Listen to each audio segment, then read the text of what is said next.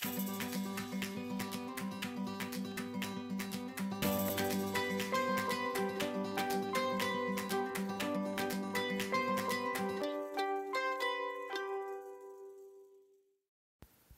bien bonjour à tous et bienvenue pour un nouveau cours sur la multiplication. Là je vais vous laisser le temps de prendre un petit peu de matériel, une ardoise ou une feuille avec un stylo ou un feutre pour pouvoir faire les exercices en même temps. Nous allons commencer par le problème numéro 1. Ça va vous rappeler des souvenirs, c'était la première séance où nous avons appris ce qu'était réellement une multiplication avec des tours de Lego. Alors nous allons lire ensemble la consigne. Abderrahmane a construit 4 tours de 5 pièces de Lego chacune. Combien de pièces a-t-il utilisé au total? Je me représente dans ma tête, où je regarde l'image des 4 tours de pièces de Lego. Ensuite, je me pose toujours une question lorsque je veux résoudre un problème, c'est ce que je dois chercher. En l'occurrence, toi, ce que tu dois chercher. Eh bien, je dois trouver le nombre de pièces de Lego qu'Abderrahmane a utilisé en tout pour faire les 4 tours. Moi, je vais utiliser ce petit tableau. Je vous en donnerai un dans votre dossier la prochaine fois, où je vais cocher toutes les cases qui correspondent par exemple à ma première tour. Vous voyez, la première tour, j'ai coché en rouge jusqu'à 5 pour montrer que j'ai utilisé 5 pièces de Lego. En l'occurrence, Abderrahmane a utilisé 5 pièces de Lego. Là, je fais ma deuxième tour. C'est comme si je faisais un schéma en fait. Je coche encore mes petits carrés. La troisième tour jusqu'à 5. Je coche encore mes petits carrés jusqu'à 5. Et maintenant, j'enchaîne avec la quatrième tour où je vais aussi cocher mes petits carrés jusqu'à 5 comme si c'était les pièces de Lego. Alors, quel calcul as-tu trouvé? Quelle forme d'opération as-tu faite et le résultat qui va avec? Évidemment, il fallait trouver 4 x 5. 4 tours x 5 pièces de Lego, chose que nous avions déjà vue lors de la séance précédente. Maintenant, je vais te montrer un tableau qui est en fait une table de multiplication qui a été créée par Monsieur Pythagore il y a de très très longues années. Et comme par hasard, il ressemble au tableau précédent où j'ai colorié des petites cases. Pourquoi est-ce qu'il y a un signe attention d'après toi? Parce que lorsque nous finissons un problème, il y a quelque chose à ne jamais oublier. La phrase réponse. Il faut qu'elle commence toujours par une majuscule et qu'elle finisse par un point, bien écrite. On fait également de la grammaire. On va passer maintenant au problème numéro 2. Alors, dans ce problème-là, on va parler de 2 expressions qu'on va retrouver souvent dans les consignes. 2 fois plus. Et aussi un autre groupe de mots, le double 2. Évidemment, ça va te rappeler la séance que nous avions faite sur la table de multiplication de 2. Voici la consigne. Amidou a 4 balles de tennis et Riwan en a 2 fois plus. Combien Riwan a-t-il de balles? Tu vas commencer encore une fois à imaginer dans ta tête ou regarder la petite image pour te représenter les 4 balles d'Amidou. Ensuite, il faut une fois de plus que tu passes par cette étape et te demander ce que tu dois chercher. Quelle est la réponse que tu dois trouver à la question? Évidemment, c'est le nombre de balles que Riwan possède. Alors, on va retourner à notre petit tableau, mais toi, si tu veux, tu peux représenter ça sous forme de schéma sur ton ardoise. Moi, j'ai coché 4 cases dans le sens oriental, et je peux te montrer aussi qu'on peut le faire dans l'autre sens. Tu te souviens, multiplication, on peut inverser les 2 nombres. Ainsi, regarde, j'ai mes 2 colonnes qui sont cochées, 2 colonnes jusqu'à 4, et comme opération, tu peux trouver en effet 2 fois 4 égale 8. Donc, tu vas pouvoir nous donner la phrase réponse. Et Riwan a 8 balles. Bon, là, c'était très simple parce que nous sommes restés sur des petits nombres. Voilà, je t'ai mis une photo pour que tu visualises bien le nombre de balles. 2 fois plus qu'Amidou. Eh bien, grâce à ce problème, on a vu que les expressions le double ou 2 fois plus signifient qu'il faut multiplier une quantité par 2. Passons au problème numéro 3. Alors, lisons la consigne ensemble une fois de plus. Cerise a 25 bonbons dans son sac, mais Mariam en a 2 fois plus. Combien Mariam a-t-elle de bonbons? Voici une photo des 25 bonbons de cerise. Il y a des caramels, des sucettes. Ainsi, tu t'imagines bien la scène. Et maintenant, il faut te poser cette question sur ce que tu cherches réellement. Donc évidemment, il va falloir trouver la quantité de bonbons qu'a Mariam. Tu peux commencer par faire un schéma. Si tu n'as pas le petit quadrillage comme le mien, et ça sera beaucoup plus simple, mais d'abord on va faire un petit rappel en numération. Pour cela, rappelle-toi que je dessine toujours un carré pour représenter une unité. Et que pour représenter une dizaine, je vais faire un rectangle. Sans les petits traits qui sont au milieu, ce n'est pas la peine. Là, j'ai pu te photographier du matériel, donc j'ai montré aussi que 10 unités étaient égales à une dizaine. Voici maintenant une photo de mon matériel où je représente 25 bonbons par 2 dizaines et 5 unités. Pour faire le schéma sur ton ardoise, voici tu représentes par 2 rectangles et 5 petits carrés. Maintenant, dans la consigne, il y avait 2 fois plus. Mariam a 2 fois plus de bonbons. Donc, je vais faire cette quantité, la représenter, la multiplier par 2. Je fais 2 fois le même schéma. Et pour l'opération, 2 fois 25 ou 25 plus 25 égale 50. Mais nous garderons plutôt l'opération 2 fois 25 car là, nous apprenons à bien comprendre le sens de la multiplication. Le problème numéro 4 qui va se complexifier encore et encore. Latif a 7 billes dans sa trousse. Mathis et Mamadou en ont chacun 3 fois plus que Latif. Combien de billes ont chacun Mathis et Mamadou? Regarde, voici cette photo, tu te représentes les 7 billes de Latif.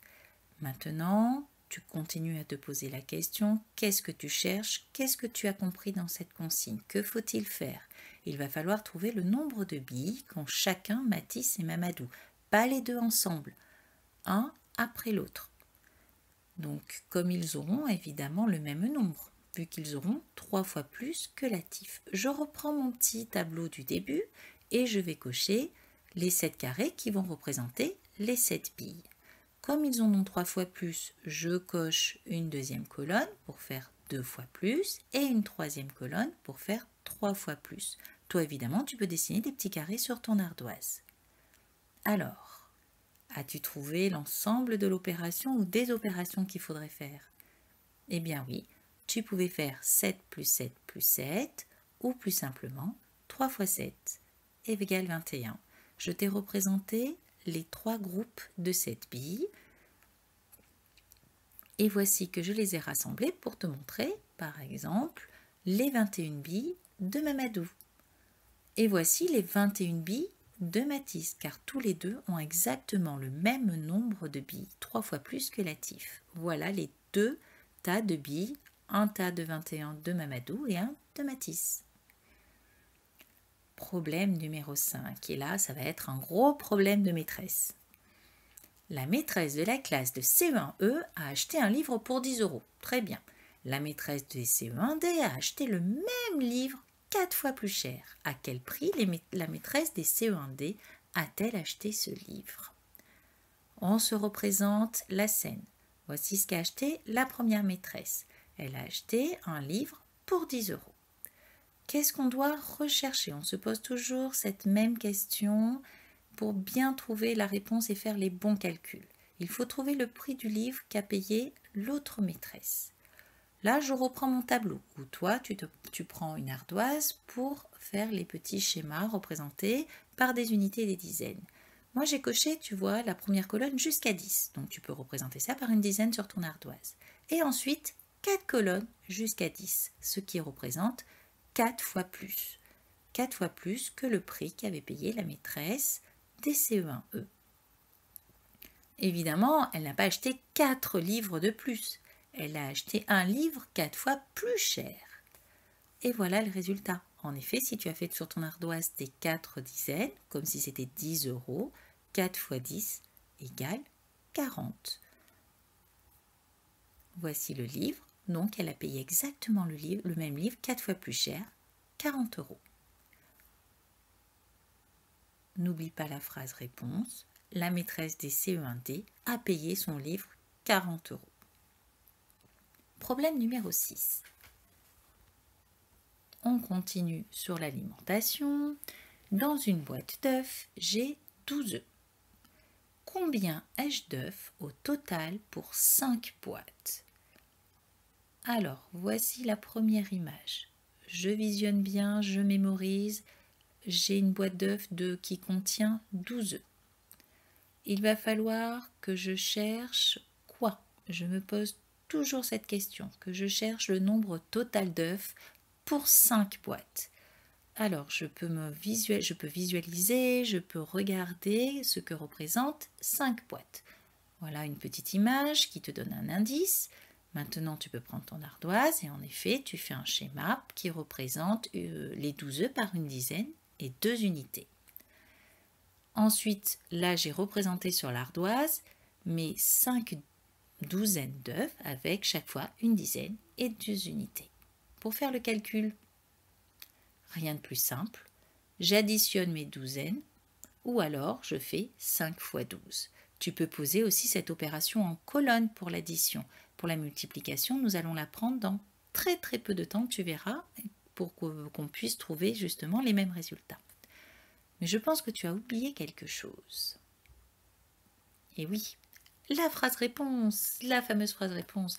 Combien y a-t-il d'œufs au total? Il y a 60 œufs au total. Problème numéro 7 et le dernier, mais pas des moindres. Dans la boulangerie, un gâteau au chocolat coûte 34 €. Lina veut acheter 3 gâteaux. Combien va-t-elle dépenser? Alors, je visualise mon gâteau au chocolat qui me donne bien envie de manger, de prendre un petit goûter. Il est au prix de 34 €.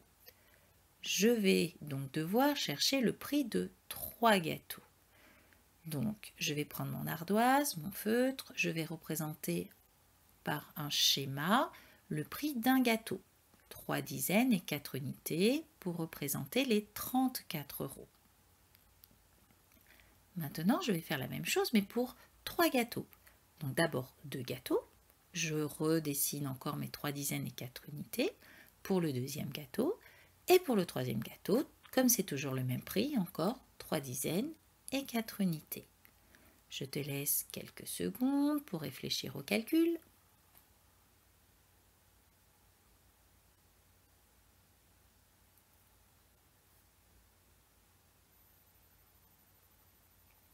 Voici le calcul et l'opération qu'il fallait trouver. Il faut évidemment faire 3 fois 34. Comme on ne sait pas encore poser la multiplication en colonne, tu peux poser l'addition déjà en mettant bien les chiffres des unités sous les autres chiffres des unités, les chiffres des dizaines dans la colonne des dizaines.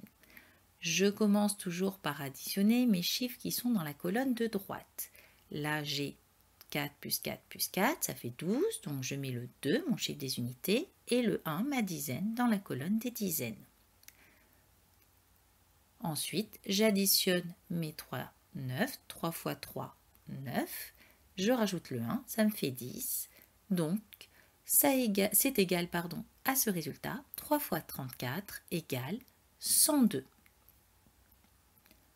Un petit peu de temps pour écrire ta phrase réponse en mettant bien la majuscule et le point à la fin de la phrase.